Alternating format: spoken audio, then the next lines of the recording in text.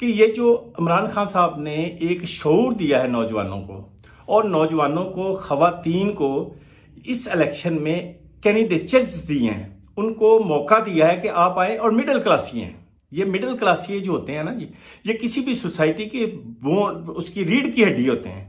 تو عمران خان صاحب نے اپنی پارٹی میں مڈل کلاس کے نوجوانوں کو، خواتین کو، اور خواتین بھی اتنی ہیں جو آج تک جنرل الیکشن میں کبھی نہیں ہوئی، یہ بھی ایک ریکارڈ ہے کہ آپ دیکھیں کہ، اور مڈل کلاس کی ہیں، لاہور سے لے کے یاسمین راشد ہے، عالیہ حمزہ ہے، بہت ساری ایسی ہیں جن کے نام لیے جا سکتے ہیں۔ آج سے پہلے صرف یہ سمجھا جاتا تھا کہ خواتین بھی اگر آئیں گی تو اشرافیہ کی آئیں گی، جاگیرداروں کی آئیں گی،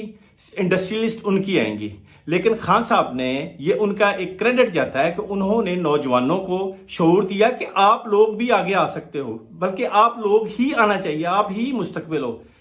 وہ اس سے آنے سے کیا ہوا